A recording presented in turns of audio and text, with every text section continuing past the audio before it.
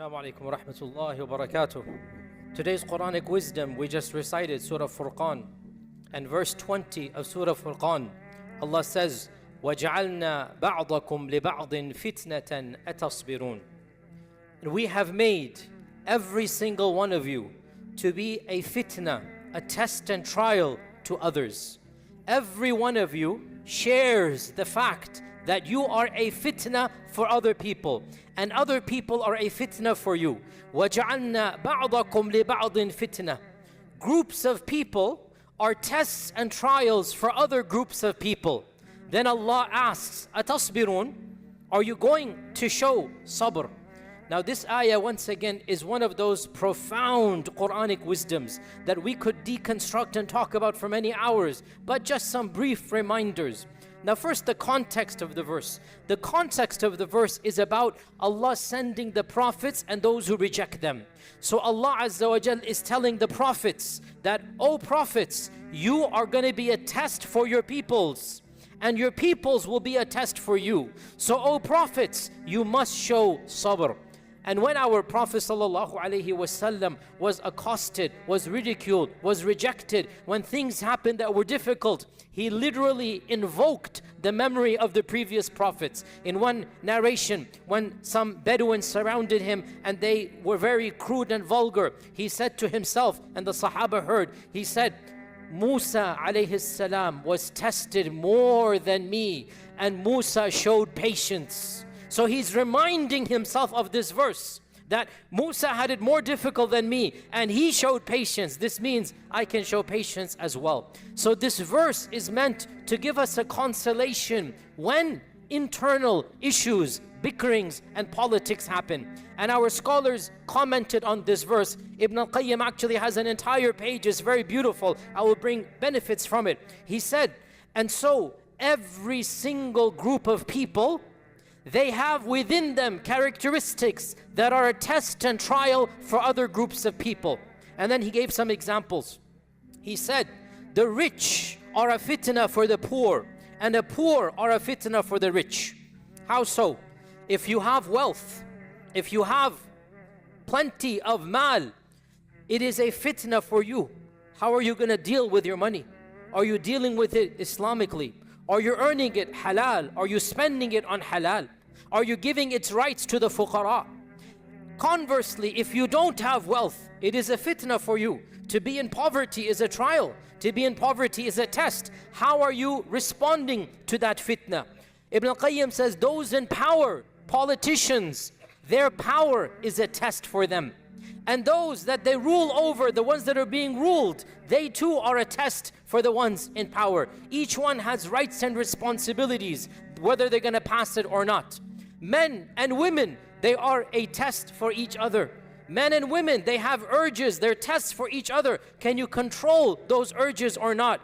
Parents and children, each one of them, they have tests and trials. And subhanallah, the reality is, the exact same fitna for one group of people, its absence is a fitna for another group of people. So those that have parents and have to take care of them, that is a test and a trial for them. Those that don't have parents, that is a test and trial for them to deal with that tragedy. Those that have children, some of the biggest tensions come from taking care of children. Those that don't have children, the fact that they don't have children is a test and trial for them. SubhanAllah, the same thing. Its presence is a test, its absence is a test. Those that are single, and mashallah we have plenty of them in Saf al-Awwal, I'm going to give you the shout out. Those that are single, that was a free call up to you guys, mashallah. It's a test for them to be single. And those that are married, I have heard from some people, I wouldn't know, I have heard from some people that being married might have its fitnas and trials. But this is the reality of life. That وَجَعَلْنَا بَعْضَكُمْ لِبَعْضٍ فِتْنَةً. You will not be safe. You are being tested at multiple levels. You are a fitna for other people. They are a fitna for you. And Allah is saying, such is life. أَتَصْبِرُونَ. You're navigating the test. What does fitna mean? It's a test. It doesn't mean you will fail, you will pass. It is a test. It is your job to pass the test. You must pass the test as much as you can. And how do you pass the test? atasbirun? Are you going to have sabr? And here we have a profound reality, because if you remember, we talked about sabr, or we all talk about sabr being three categories. Sabr at qadr of Allah, we accept Allah's qadr. Sabr in abstaining from the haram, and sabr in doing good. This ayah manifests all three types of sabr. How so? We made groups of you a trial to others at all three levels of sabr. Number one, sabr at the level of qadr. You must accept that Allah has given you certain things and not given you certain things. You must accept other people have and you do not have. And you have and other people do not have. This is a fitnah of your sabr of qada and qadar. Allah tests people and shaitan comes. How come I didn't get that wealth? How come, my friend, my cousin, he started like me. Now he's a multimillionaire. Where am I? And shaitan comes and gives waswasa. How come I don't have what other people have? And people look and they desire and they're greedy and they're jealous. No. Atasbirun. You must accept Allah's qadr. If you want to work to change it, that's fine. You want to try to get richer, that's fine. No problem, in a halal manner. But in the end of the day, nobody's equal. And by the way, we have to say this before I go on. You think that somebody's better than you because they have more wealth. You think somebody's better than you because they have, maybe a sister thinks she's more beautiful than me. A person thinks their marriage is more better than mine. Their wealth is better than mine. Wama yudrik, how do you know? Wallahi, brothers and sisters, that person whom you think is wealthier than you, they might have more money, but the stress that wealth brings their life, the hassle, the grievances that wealth brings, Allah protected and saved you. You don't have to worry about it. That marriage you think is rosy, you do not know the reality behind closed doors, and how many married couples you think they're living, mashallah, tabarakallah, ends up in a divorce and you're shocked. What? Because you don't know reality. You do not know. So, atasbirun, at some level, you must accept Allah gave me what is best for me. Allah gave me the test I can pass. Maybe if I had that wealth, I would fail that test. Maybe if I had that beauty, I would fail that test. Maybe if I had what I am jealous of other people, I would fail it. So, level number one, atasbirun, accept Allah's qadr, sabr at Allah's qadr. Level number two, sabr in abstaining from evil. This is the second category of sabr. So, atasbirun, whatever you have, are you making sure you do not use it for evil? The wealth that you have, are you using it for evil? This is atasbirun. The fame that you have, if Allah blessed you with handsomeness, with beauty, are you controlling that with the opposite gender and not doing the haram? This is atasbirun.